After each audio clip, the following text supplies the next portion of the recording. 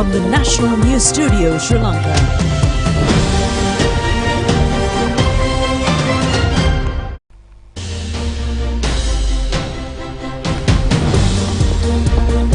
A pleasant evening and a very warm welcome to the National News Broadcast. We are coming to you live from the Rupavahini News Studios. I'm Dhananjali Ananda. And I'm Niket Karunaratna. We'll start off with the headlines as usual.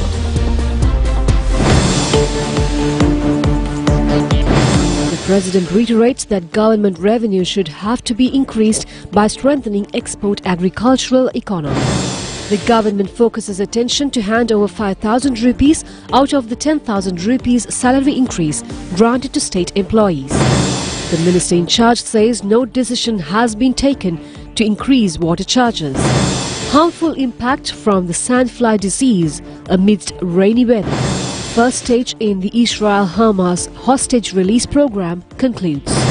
Wilgammer School receives sports equipment following a Rupavahini news report.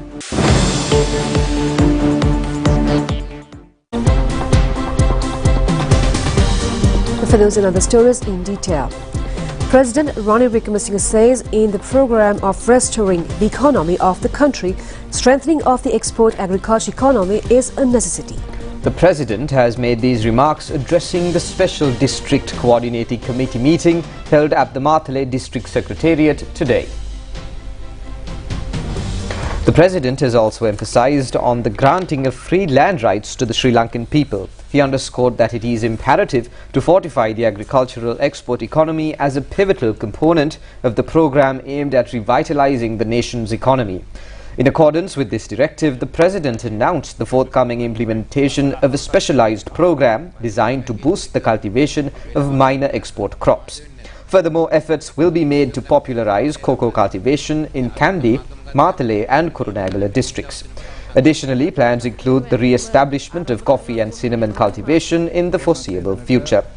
Meanwhile, President Ranil Wickremesinghe mentioned that the budget proposal to grant freehold deeds to the licensed landowners will be implemented island-wide in parallel with the Independence Day on the 4th of February. The President further conveyed that the allocation of 10 million rupees to a specific regional secretariat dedicated to the development of the underdeveloped villages under the Upcountry Development Program will persist for the next 5 years. The President pointed out that in every DCC meeting, the expenditure of money is mentioned, but the officials do not present new proposals for revenue collection in the district, and emphasized that the focus should also be on the new revenue generation to solve the economic problems faced by the country. In line with this, the President highlighted the potential for transforming the Matale district into an agricultural hub. The President explained the necessity of executing the program through a well-structured plan, emphasizing the collaborative efforts of both the public and private sectors. During this meeting, attended by the political authority of the Matale district and government officials, the direct intervention of the President facilitated the provision of solutions to numerous long-standing issues in the district that had remained unresolved for an extended period. Special attention was dedicated to addressing critical issues during the meeting, including the humanitarian concern of resolving the drinking water problem for kidney patients, the allocation of land for the displaced people of Amangamur Divisional Secretariat, the development of highways, the consolidation of the Galewela Damul Hamaran areas into a cohesive region, and the long-standing issue of managing wild elephants were also key focal points of discussion. The President underscored the government's increased focus on education and inquired about the apparent absence of issues related to education in this meeting. He reiterated the administration's commitment to prioritizing and addressing educational concerns. The President asserted the necessity of implementing a program aimed at encouraging increased student participation in the GCE advanced level examination. Additionally, he announced the forthcoming establishment of a formal initiative designed to offer vocational training to young individuals, thereby enabling them to contribute meaningfully to the national economy subsequent to completing the advanced level examination. State Minister Ranjit Siyambalapitiya says stern attention of the President has been focused to provide 5,000 rupees out of the 10,000 rupee salary increase granted to state employees through 2024 budget from January of next year. The budget proposal have pointed out that the 10,000 rupee payment was scheduled to be started with effect from April of next year. State Minister of Finance Ranjit Siyambalapitiya said that a special request has been made at a discussion presided over by the President. Requests have been made to make efforts as much as possible to hand over 5,000 rupees out of the 10,000 rupee salary increase commencing from January of next year. Accordingly, they wanted to have the 5,000 rupee increase until April. From thereafter, 10,000 rupee increase to be provided. The State Minister said that an additional 65,000 lakhs of rupees is needed for this payment. The 2,500 rupee salary increase of pensioners was also requested to be provided with effect from January. Now, Minister Jeevan Thunderman says that the government has not taken any decision to increase water charges. He was attending the fourth day of the third reading of the budget. Today's discussion was centred on the votes of the Ministry of Water Supply and Infrastructure Facility Development.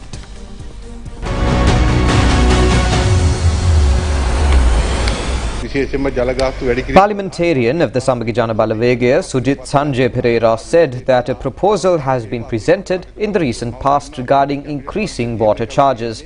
He added that, however, due to public protests, the implementation of this decision was temporarily suspended. He added that, according to his knowledge, the Cabinet of Ministers has decided to implement the water charge increase from next year. The Minister Roshan Ranasinghe says that he, as the Minister of Sports, has so far taken correct decisions.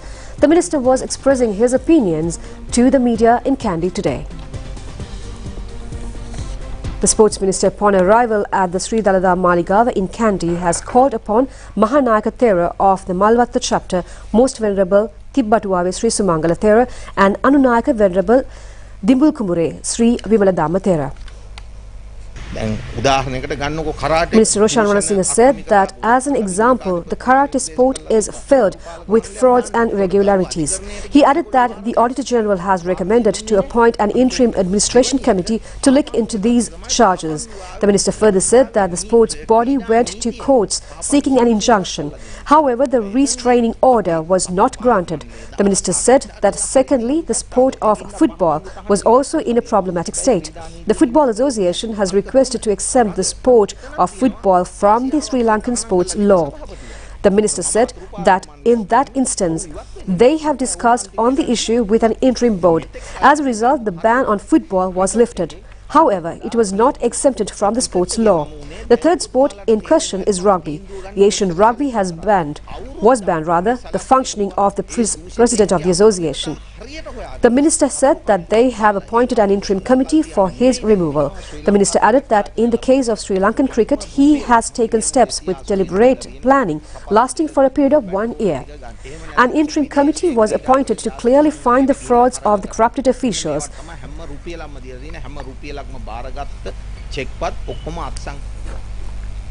Parliamentarian Tissakutty Arachi has requested the Speaker today to take a decision regarding live telecasting of parliamentary programs by taking into consideration the conduct of the Leader of the Opposition. Opinions have also been expressed regarding sending labour to Israel. Now, Opposition Leader Sajith Premadasa said that 1973 Sports Act stipulates the powers entrusted upon the Minister of Sports, including the authority to appoint interim committees. He added that he came to know that the Leader of the House is also a member of the Cabinet and that from now on, Sports Minister will have the power to appoint interim committees only after receiving Cabinet approval. Minister Susil Premajayantha said that what has happened at the meeting of the Cabinet was to appoint a subcommittee to find out the condition that prevails in the sport of cricket previously. He added that no attention has been focused at the meeting regarding this. Parliamentarian Rauf Hakim said that those who are being sent to Israel at present are being provided military training as well. He added that job opportunities are being provided to the prospective employment to work in lands forcefully taken over. Minister Manusha Nanayakkara said that he regrets over the statement of the parliamentarian. He added that Sri Lankan labour is not being sent to areas near the Gaza Strip. Security is being provided for them to work in their places of employment. He added that no military training is provided. The minister further said that it is totally wrong to make such statements and that Sri Lanka should remain as a country not aligned to any forces. Now, launching of the translation work titled Xi Jinping, Chinese Administration as a Sarasavi publication published by the Foreign Language Publishers of China has taken place today. Minister Dr. Bandula Gunawardena and Chinese Ambassador in Sri Lanka have presided over the event. The book unveiling ceremony was conducted at the Sri Lanka Foundation Institute in Colombo. The first copy was presented to the minister by the head of the Sarasavi Publication Company. The Chinese Foreign Language Institute and the Sarasavi Publication have jointly organized the program, which was conducted under the patronage of Chinese International Communication Group and the Chinese Embassy. Minister Dr. Bandula Gunawardena said that during the Xi Jinping administration, many revolutionary changes in technical and social attitudes and virtues have taken place. The minister has added that in his contest, extremely extensive opportunities in the economy have been provided to the private sector in the most selfless manner. The Chinese economy has been open to any country in the world. Socialist China has shown the strength to embrace foreign investors in a massive and unmiserly extent. Now, foreign media reports that 24 people were released by Hamas on the first day of the temporary ceasefire, and Israeli authorities say 14 more will be released today. Meanwhile, 39 Palestinians were released from Israel prison on today, and authorities say that another 42 will be released today under Qatar brokered deal. It's the second day of a 4-day pause in fighting between Israel and Hamas in the Gaza Strip. Israeli authorities say more hostages held by Hamas will be released today. As part of the Qatar brokered deal, Israel will also release a group of Palestinian prisoners later on the day. The release of 24 hostages by Hamas included 13 Israelis, 10 Thai nationals and 1 Filipino national. 39 Palestinian prisoners were released as part of the deal. There were celebrations in the occupied West Bank and East Jerusalem to greet the first group of 39 Palestinian prisoners freed by Israel. The group of 24 women and 15 teenage boys was released across the Beituania checkpoint in the West Bank. They are accused of a range of offences from throwing stones to attempted murder. Some were convicted while others were awaiting trial.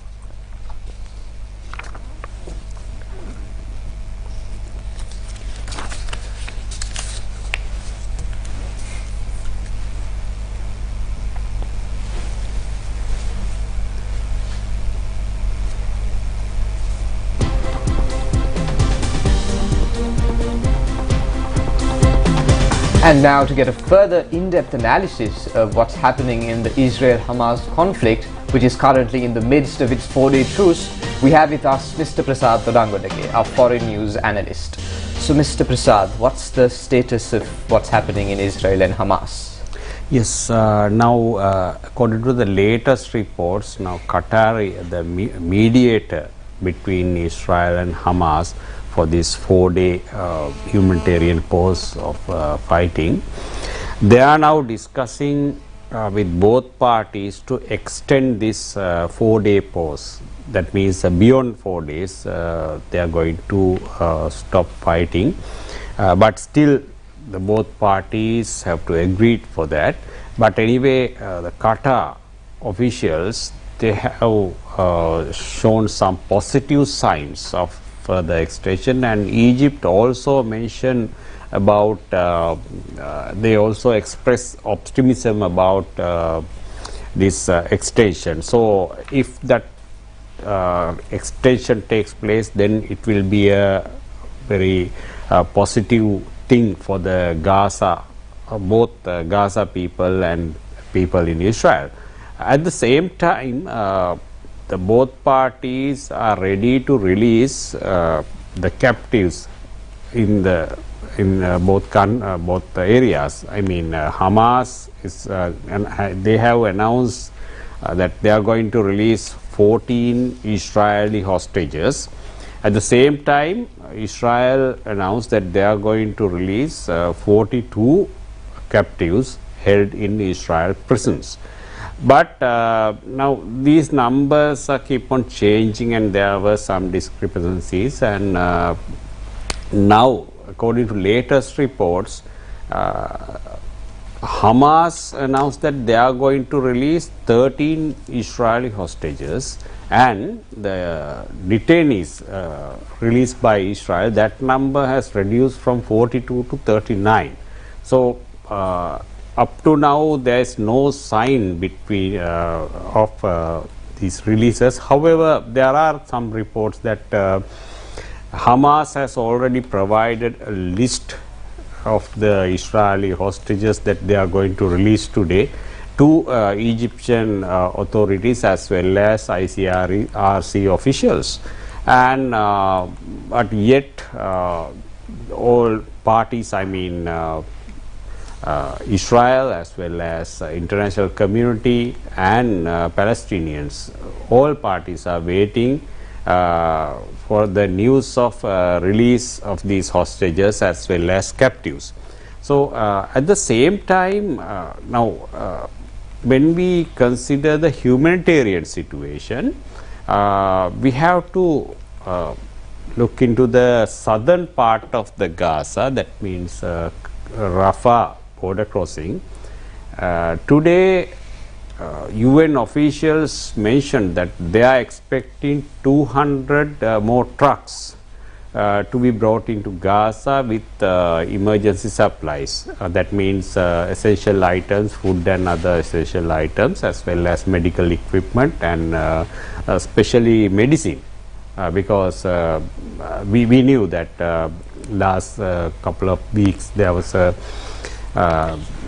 big humanitarian crisis evolved around the hospitals in Gaza, and they have ran out of supplies, and some hospitals have they have already closed. So and large number of Palestinians now cram into this southern part of Gaza, including Khan Yunis. So United Nations relief workers, they are running against time to provide relief to these people, because since yesterday these people are getting supplies through Egypt, and long queues were seen in front of various relief centers in southern Gaza area. At the same time, although this Israel, the hostilities between Israel and Hamas has stopped, there were reports of some kind of missile attack, but still we have to confirm.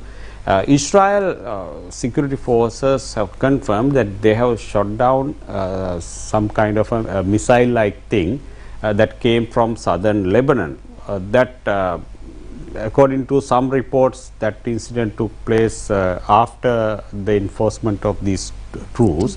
However, some other reports say it's just before the commencement of the truce. However, Israel mentioned that there is a threat in the northern Israel area regarding the threats of Hezbollah fighters who are operating in the southern Lebanon. At the same time, there is another report that talk about a threat to a Israeli flagged cargo vessel in sailing in Indian Ocean off the Arabian Peninsula. According to various foreign media reports, that vessel came under drone attack in the Indian Ocean, southern part of the Indian Ocean, in the just beyond the Arabian Peninsula. Exact location was not mentioned. However, still the reports are coming information. We need more information regarding that incident. However, Israel mentioned that there is a threat in the especially in the Red Sea area as well as the sea areas beyond Yemen, because Houthi rebels who are operating in Yemen, they have already declared war against Israel. They conducted several attacks. Recently, they conducted several attacks on US warships as well as Israeli flagships. So there's a, although the hostilities between two main parties, Israel and Hamas, now those hostilities are now stopped. However, the other clashes between Israel and other parties, we can see there are sporadic incidents are being reported in the various areas of the Arabian Peninsula. So these type of incidents will be a bigger threat, greater threat for the ongoing truce between Israel and Hamas.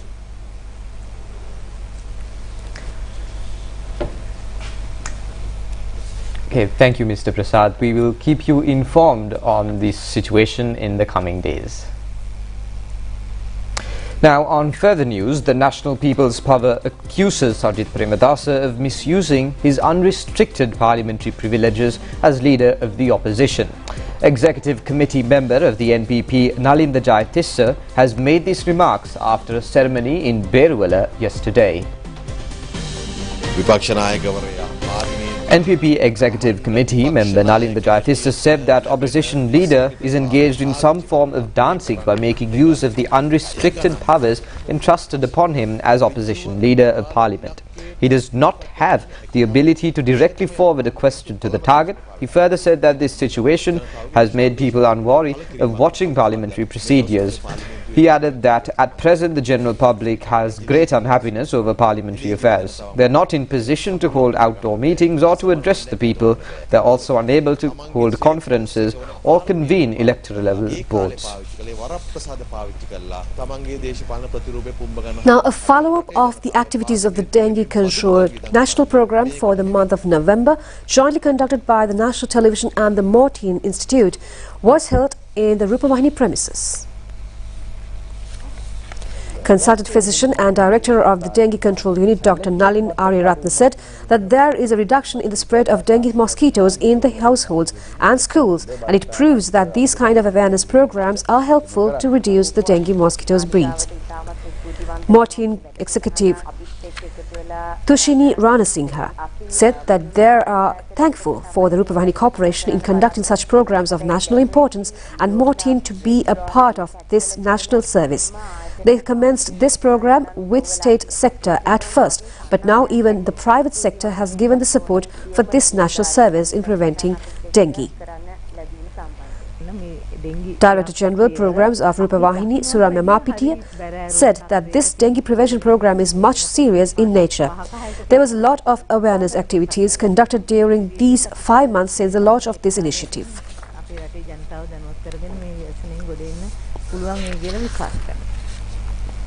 Now, the World Youth Festival 2024 will take place in the Russian city of Sochi from 1st to the 7th of March and will host 20,000 young people from around the world.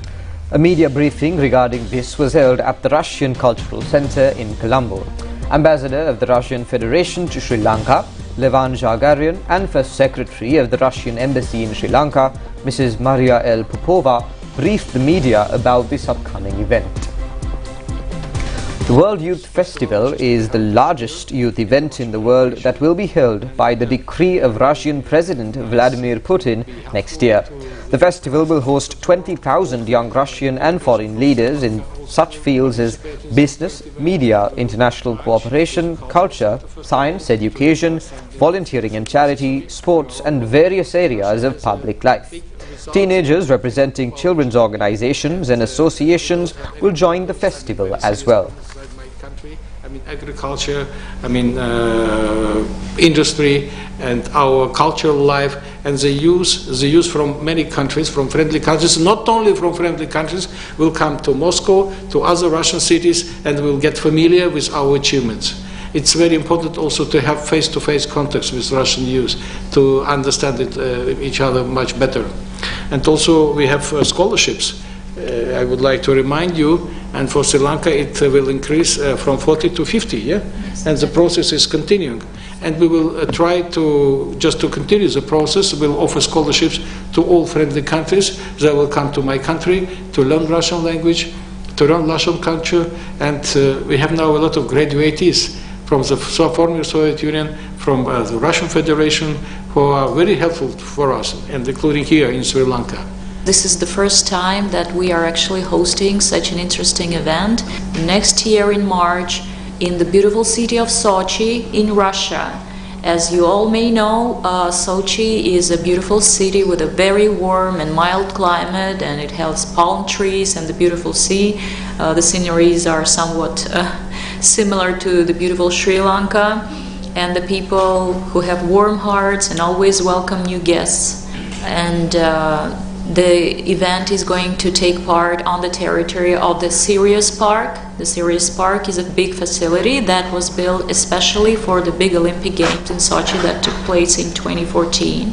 So, and we are very excited that we have an opportunity to participate in this event, because this time around this event is going to gather more than 20,000 young, talented and devoted participants from all around the world. And it is great to know that Sri Lanka is also getting recognized, getting noticed, and the Youth Committee in Russia offered 100 quotes spaces for Sri Lankan people to come and join this wonderful event. From our side, working in close cooperation with the Russian Embassy in Sri Lanka and His Excellency Mr. Levan Jagaran, the Ambassador of Russia to Sri Lanka, we have already picked the best of the best, and sent the list to the committee in Sochi. Now, Minister of Power and Energy, Mr. Kanchana Vijayasekara, stated that in the event of the Electricity Board gaining any operating profit by December, attributed to the favourable rain conditions, a strategic decision has been made to allocate these gains to consumers in April. Minister Kanchana Vijayasekara shared these insights during his participation in today's press briefing at the Presidential Media Centre, organised under the theme Collective Path to a Stable Country. The minister further said that restructuring of the Ceylon Electricity Board has long been a subject of discussion within the country. In a significant development, the Cabinet granted approval last Monday for the restructuring based on the submitted report. Additionally, the proposed new electricity bill received approval, marking a crucial step towards enhancing the efficiency and effectiveness of the electricity sector in alignment with national objectives. Consequently, measures are underway to officially gazette and submit the new Electricity Act to Parliament within the next 2 weeks. The intention is to facilitate a comprehensive debate on the proposed act in the parliamentary sessions scheduled for January of the following year. The minister addressed misconceptions raised in Parliament concerning the configuration of electricity generation, transmission and distribution. The minister's proposal entails restructuring power generation into 4 distinct companies, emphasizing that the entire hydroelectricity sector, constituting 100%, will remain under the government. And that's all the news from home. Stay tuned for foreign news after this break.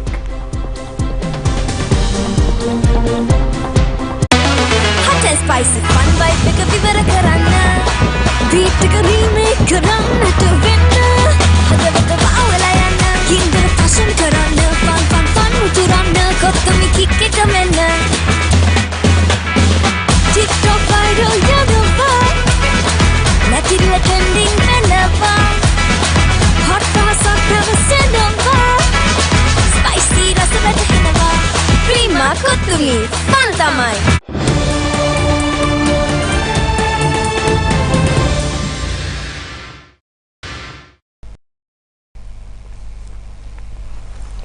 Now, international news. China has taken a step toward the world's first commercial data center under the sea. The data storage unit was submerged into the sea near Hainan Island yesterday. The data center, once completed, will be 40 to 60% more power efficient than centers hosted, according to Pu Ding, general manager of the project. It took the engineers almost 3 hours to put the 1,300-ton storage unit 35 meters underwater. The entire project is composed of 100 such units. Putting data centers into the sea can be beneficial in many ways. The center can utilize seawater to cool the electronic parts, reducing the electricity cost of air conditioning. Terima Kutumi, Pantamai.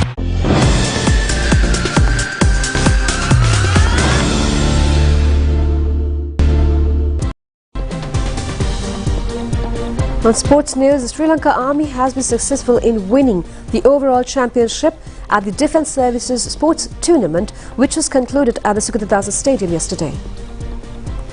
The 12th Defence Services Sports Tournament conducted under 38 sports competitions. The athletic event has commenced on the 24th of this month. The athletic event was conducted first time in an athletic sport event which was registered under the World Athletic Association. 3,000 athletes took part in the event. For new records have been established. In the magnificent conclusion ceremony, the Sri Lanka Air Force has presented a freestyle show of parachuting jumping.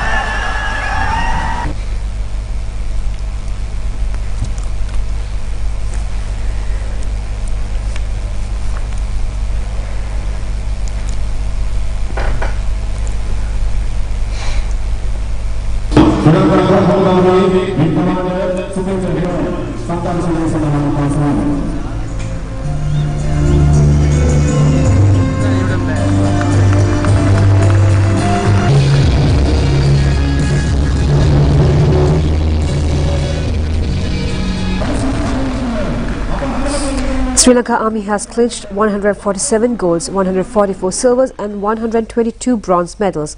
Sri Lanka Air Force, securing the second place, has won 77 golds, 71 silvers and 100 bronze medals. The Sri Lanka Navy came third, having 69 golds, 86 silvers and 69 bronze medals.